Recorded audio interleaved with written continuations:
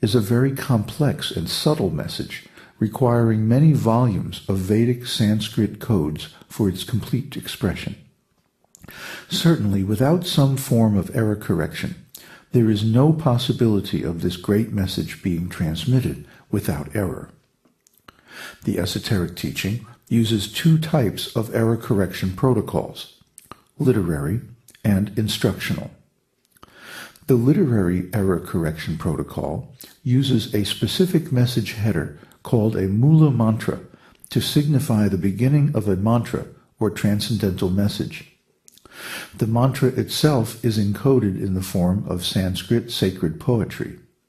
Each line of poetry is written in a specific meter having a particular number of long and short syllables. The sum of the long and short syllables must equal a predefined value for that meter. After hearing the mantra, the student must be able to copy or repeat it perfectly.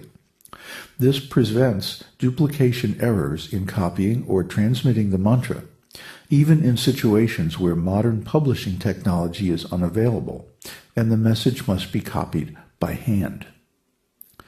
The instructional error correction protocol relies on another feature of Sanskrit sacred poetry, which in this mode has at least 7 distinct levels of esoteric encryption. The teacher can assess the student's level of realization by asking for an analysis of the meaning of the mantra.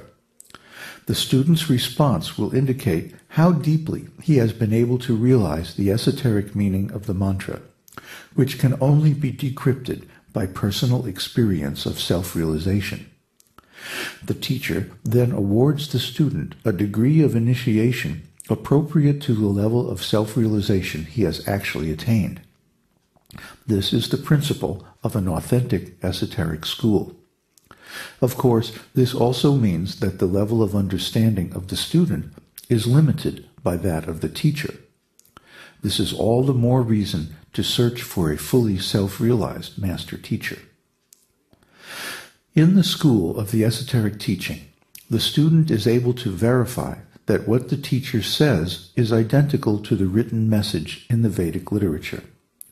The teacher examines the student to make certain that he has duplicated the teaching properly before awarding initiation or authorizing him to teach others. We use all these error correction methods in the community of the esoteric teaching. Western yoga and tantra schools claim that their teachings are based on the ancient Vedic tradition. If so, then why are their teachings and practices, and especially their results, different from the ancient traditions they claim to represent? Western yoga and tantra schools use no error correction protocol. Since they are just commercial businesses, not really esoteric schools, anyone can attend their classes simply by paying for them. There are no prerequisites or other entry requirements. The teachers are not initiates of any authorized Vedic lineage.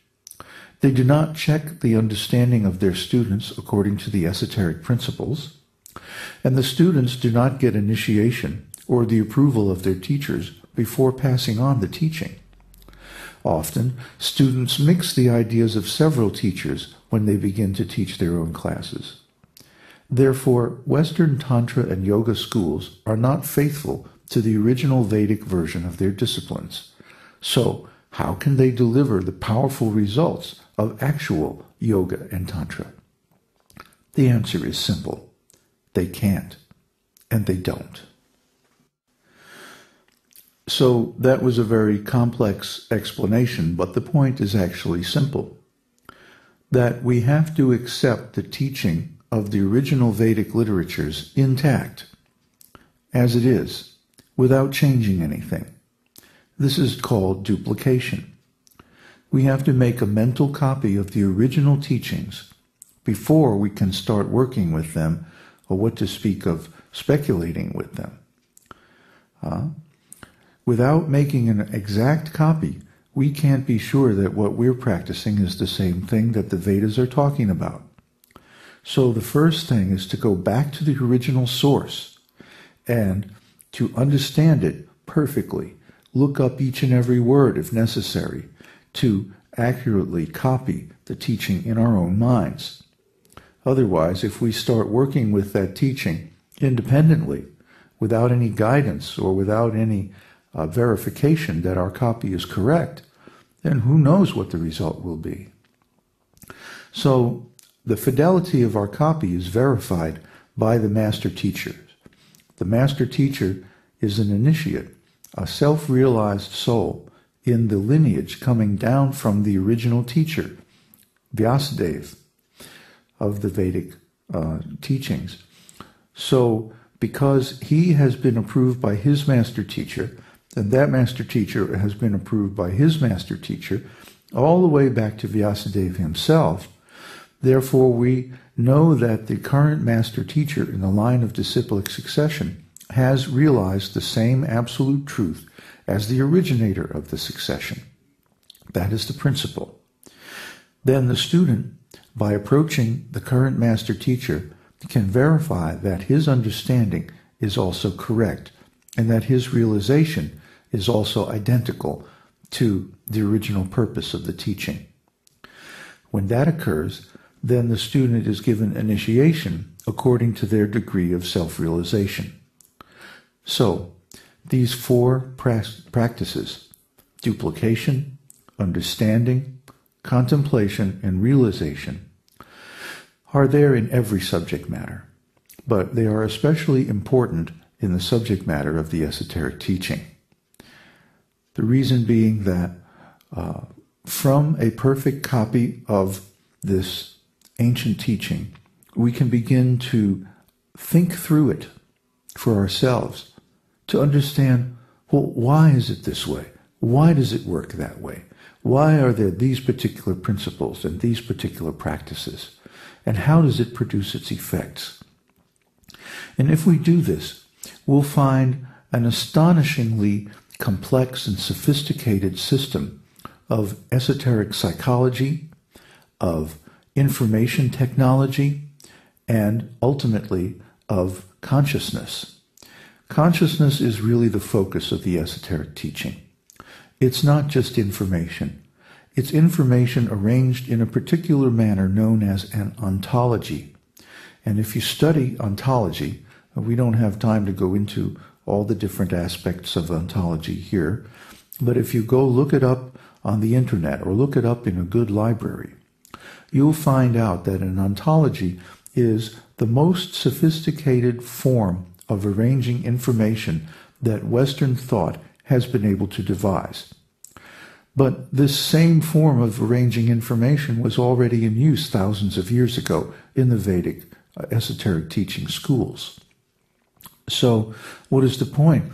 Oh, the point is that these schools were already aware of the most sophisticated ways of arranging information to ensure their accurate transmission to the distant future. That means their knowledge was very much advanced beyond what we know today about consciousness, the human soul, and self-realization.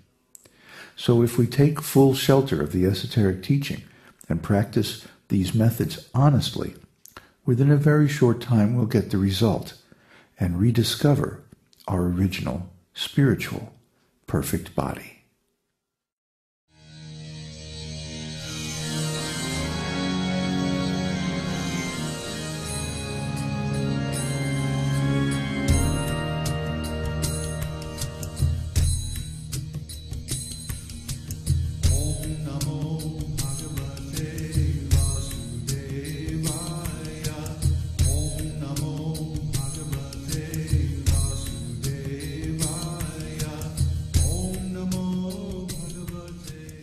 We hope you've enjoyed this edition of My Perfect Body. This is David Hughes, your host, reminding you to visit us on the web at esotericteaching.org, where you can purchase the complete Esoteric Teaching Introductory Seminar DVD and many CDs of transcendental music and mantras.